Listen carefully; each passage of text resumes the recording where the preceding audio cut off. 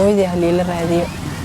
waxaan ila hadlaay hooyadii maadaama ajnabi tahay maanta afka Soomaaliga ku hadli karin waxaan ila hadlaay xitaa gabadheeda afka Soomaaliga ku hadlayso u baahan hooyadeeda qof walba hooy la'aan markaas ani xanuunkaygu dareemi karaa waxa ay ku jirtaa maalmihii ugu wacnaa ee geediga nolosheeda toddobaadkii hore ayuu u soo dhamaaday imtixaankii dugsiga sare oo dawladda federaalka Soomaaliya ay qaadaysay ayaan Yaxye farxadeeda madhama oo waxa ay baadigoobaysaa hooyadeed Caashe Axmed Yuusuf oo u dhalatay waddanka Itoobiya waxaana ay ka mid tahay ilmo ay wada dhaleen aabba Soomaali ah iyo hooyo Itoobiyana ha isku jinsiyad ma nihin laakiin waa hooyo macaan qofka aan baadigoobayno waa muslim waxaana ay noo dhashay carruur Soomaaliyeed dhowr iyo 10 sano ka hor markii ay ka tageysay magaalada Muqdisho waxa ay ahayd hooyo uur leh waana taas sababta aan u baadigoobayno nolosha qoyskan waxa ay ka soo bilaabatay caasimadda Itoobiya ee Addis Ababa kadibna waxay u soo wareegeen Muqdisho marka ay halkaas marayso kadib maxaa dhacay oo loo waayay hooyo Caashe Axmed waxa isku weyn waxay ahayd hooyo qof markaas cabsanaysa wadankan dagaal ka jiray dagaalkaas ka jiray haddana hooyo Soomaali ma ahayn Itoobiyaan ahayd muslim ahayd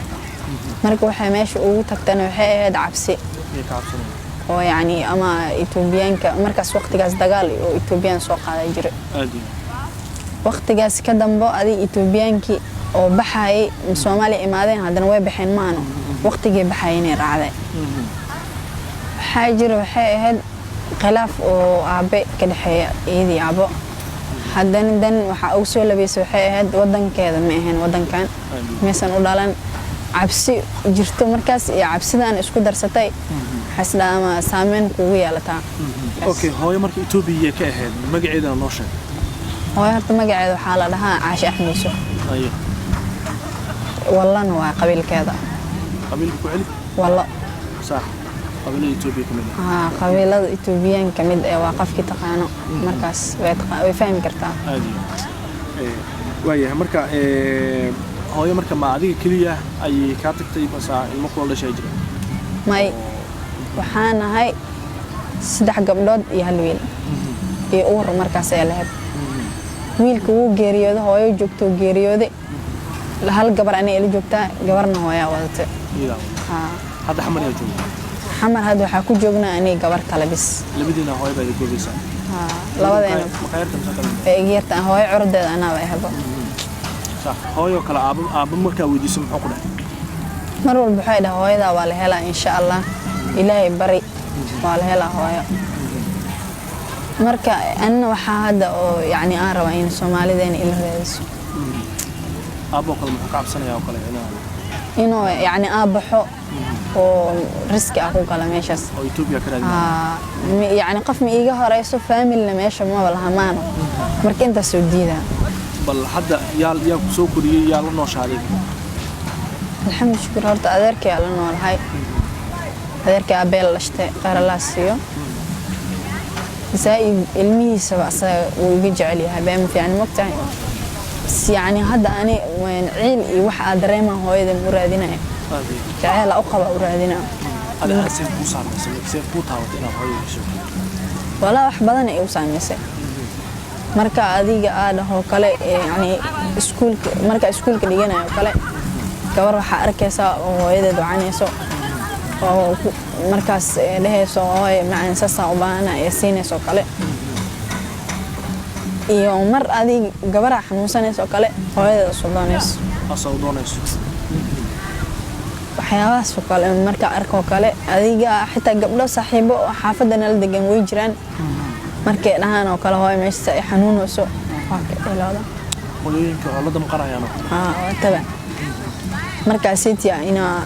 ما درين سيدتك لكن مركز وكالة عمل سامين إيوالتا حاجرت قبرة امتحان كيس لقليني شنت بريء امتحان كانوا سعود هوايدا سويس دان امتحان كمركي لما يساني هوايدا يعبيدا قرب سعودين هذه كنا مالين هاي هواي الآن مركز معنا حنونك إلا هذا هو خلاص حادث كل شيء قفنا hooyada joogin oo kale dareenkaaga waxaad ku cabirnay كل قفل بمركز هواي ذا لنال وحديلها هاي الحمد لله ده هواي وحبين أول التوان daawadayaal sheekada la xiriirta walaasheen ayaan yaxayay waxay ka mid tahay dhacdooyinka aan la mahdin marka colaaduhu ay sababeen gaar ahaan colaadihii ugu dambeeyay dagaalkii magaalada Muqdisho ka dhacayay marka dagaalkii Fuuriya ee Itoobiya iyo sidoo kale xogaga maxaakiimta magaalada caasimada Muqdisho ku dhaxmaray dagaalkaas saameyntii ka dhalatay ay qayb ka tahay maadaama hooyadeed ay ka mid ahayd dadkii dagaaladii magaalada Muqdisho ka jiray awgeed halkan uga cararay isla markaana ka mid ah muwaadiniinta Itoobiyaanka ah oo wadankooda marka halka ay u qaxday laakiin saameynta xanuunka badan waxay ku reebtay walaasheen ayaan waxaan rajeynaynaa inaan hooyo hesho adigana niyada dajiso ducadaada wad insha Allah waxaan rajeynaynaa in xafladada qalin jabinta dugsiga sare hooyo ay kala qayb gasho insha Allah markaad niyada dajiso insha Allah maxaa u maleynaysaa marka hadda hooyo inay ku sugan tahay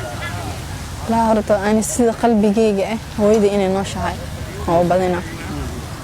إن كستو قفل بعيده سو ما دام أنت سل أسيا أنا صاحلين وهذا إني لما تقبضي لكن إني أنت قلبي جيجة إيشة حتى إني هو يدي نوشها عدسي جود سفارة إثيوبيا وكيلا كل نمان ومن الصومالية مال والبيجوجان وشقة له ماذا حدا ضلك وحنا نوحالين هاي ويدي هلي الراديو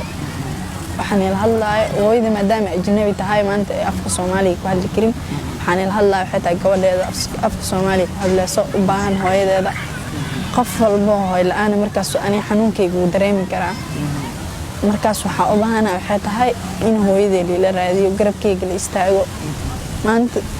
أنت كلي ودني ما أنت كلي أني بهنا ما أنت كلاوي مركو حاجة على اللي حاوي ugu dambeyntii daawadayaal haddii aad garanayso hooyo caasho Axmed Yuusuf oo ah hooyada aan baadigoobeyno ee dhashay ayaan Yaxye waxaan ka codsanaynaa inaad baadigoobka qaybna galo noqoto haddii aadan garanayna faafinta filimkan aynu hooyo ku baadigoobeyno inaad nagala qayb qaadato runtii hooyo qofka ka maqan tahay waxa ka maqan qayb weyn oo nolosha qofka ah marka walaashan aan caawino aan ka wada qayb qaadano haddii aad joogto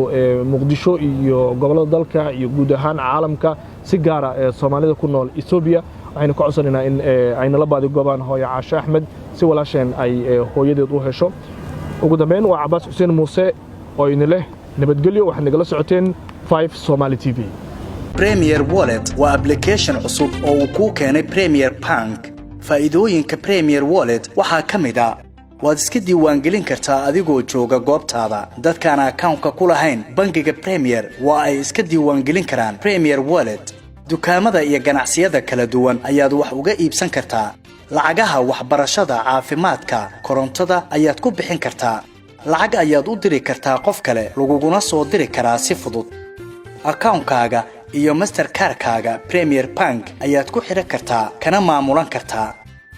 lacag ayaad ka dalban kartaa asxaabtaada ama waad ogolaan kartaa lacag laga soo dalbaday dhaqdhaqaaqa lacagahaagana waad kala socon kartaa ganacsiyadu waxa ay leeyihiin ab u gaar ah oo ay kala socon karaan xogta lacag bixinta macaamiishooda inta ay in ka badanba ka hel abka Premier Wallet oo kala soo deg hadda Play Store-ka ama App Store-ka Premier